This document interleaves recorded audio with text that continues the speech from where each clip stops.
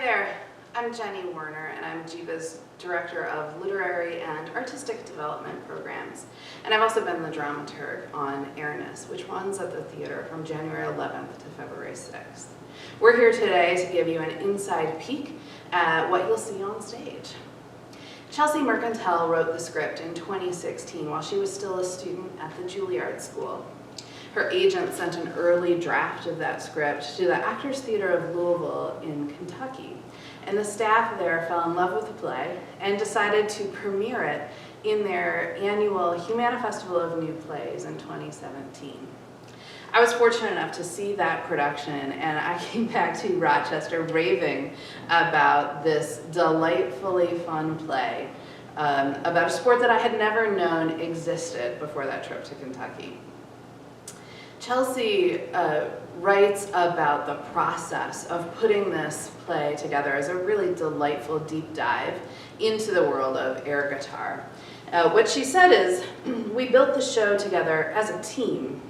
All the rewrites and adjustments and new drafts that would normally be done over months or years in various workshops and readings happened in the rehearsal room or in my hotel room in just a few weeks. It was a very concentrated, accelerated process. Now, since that production, there have been over 30 others, professional, amateur, educational, all over the country.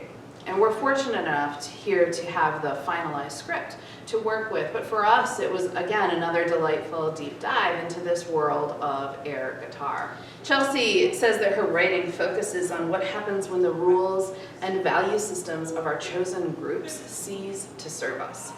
And we hear about what some of those rules and value systems in the air guitar world are.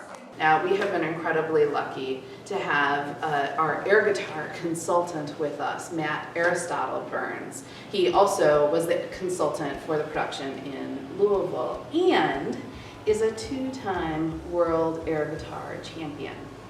I asked Matt to come in and talk to us a little bit about some of the unspoken rules and value systems in the air guitar world.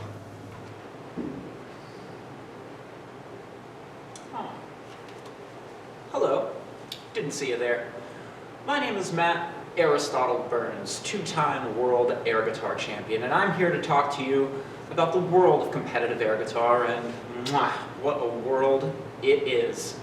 In 1995, a couple of college students in Finland had a class project. The professor said, people, realistically come up with a way to create world peace. The students gathered, the students thought, and they came to the conclusion that if everyone in the world were holding an air guitar, then theoretically, nobody could be holding a rifle. Bada bing, bada boom, you've got yourself world peace. Air guitar competitions started popping up later on that year, and before long, it was an international affair.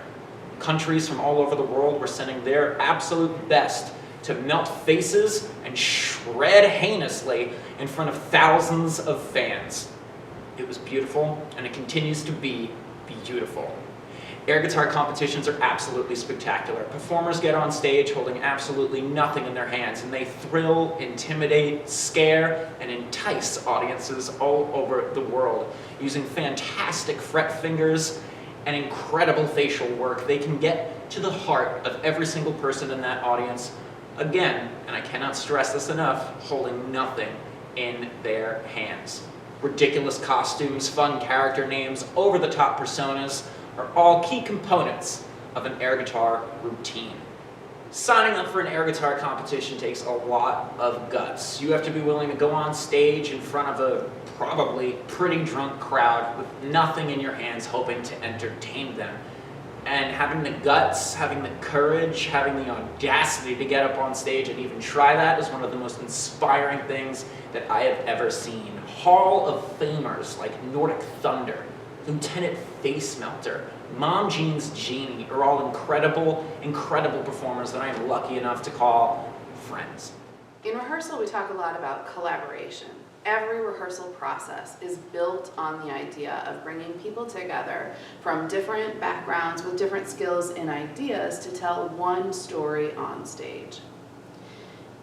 Robert David Grant, who plays Shreddy Eddie, spoke about this a little bit differently in rehearsal one day. He talked about two kinds of collaboration. He talked about the collaboration between the actor and the playwright, where the actor is speaking the lines and creating the world that the playwright has built for them to inhabit. And then there's the collaboration that happens between the actor and the audience. Now that collaboration is critical to the sport of air guitar. Air guitarists actually build their routines in a way to surprise and connect with members of the audience, and that's actually one of the ways that they earn points. So it was critical when we were building these routines for our actors on stage that the routines build that connection, that collaboration between the air guitarist on stage and you sitting in your seats. So I asked Gabby Perez, who's our choreographer, to speak a little bit about that process of collaborating with the actors to create those routines. So yeah, in terms of making these solos, making all the air guitar performances, whenever I choreograph anything, the first question I always ask myself is what story needs to be told before I think about movement, before I think about a single step. Anything on stage, I ask myself based on the script and what the text is telling us, what needs to be achieved, what needs to be accomplished with this movement, what does the audience need to understand by the end of this movement, what's the goal. And so in creating all the air guitar pieces, that's where I started and where I encouraged our actors to start as well. When we got to rehearsal and met working on these pieces one by one, the first place we began all of them was what story are we trying to tell in 60 seconds, which sounds like not a long time, but it actually is. When you break down a 60-second chunk of music, it can feel overwhelming, like you're on stage for a very long time, kind of free-floating, and it's air guitar, so it's just you, and it's just your hands, and you move them for about 10 seconds, and you sort of think, what do I do next?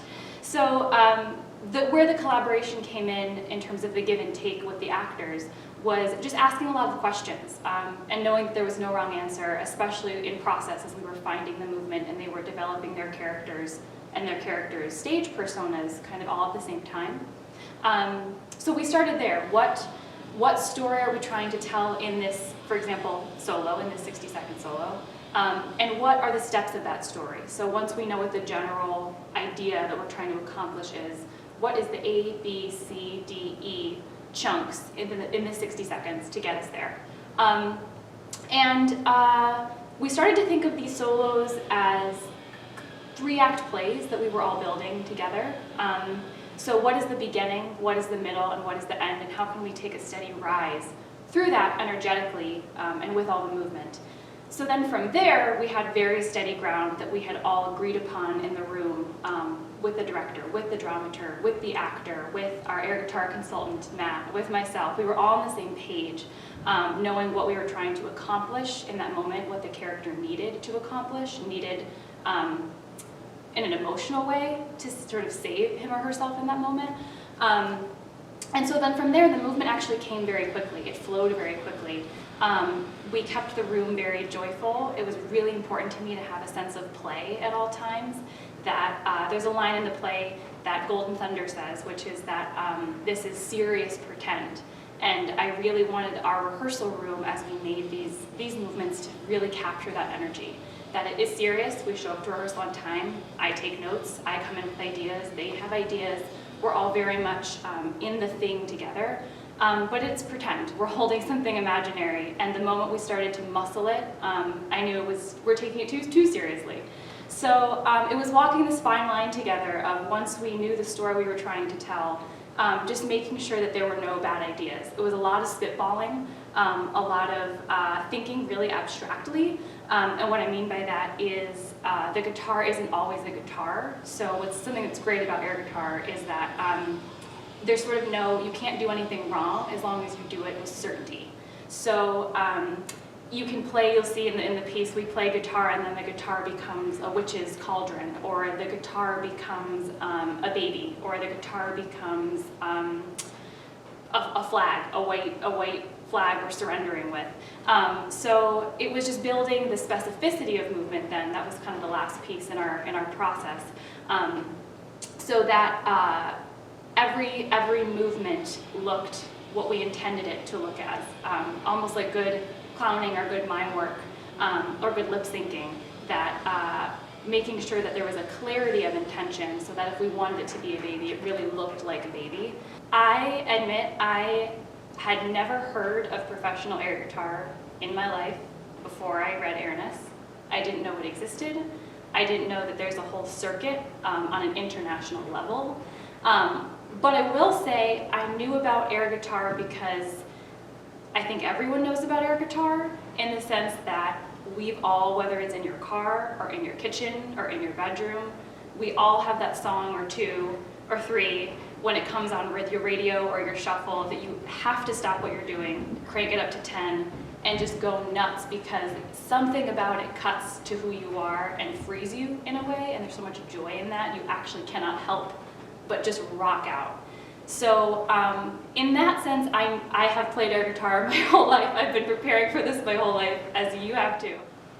When you come to Geva to see Ernest, we hope you'll have a rockin' good time, that you'll enjoy getting to know the hearts of these incredible characters, and that you'll leave encouraged to rock out to your favorite music, whatever it is, and wherever you are.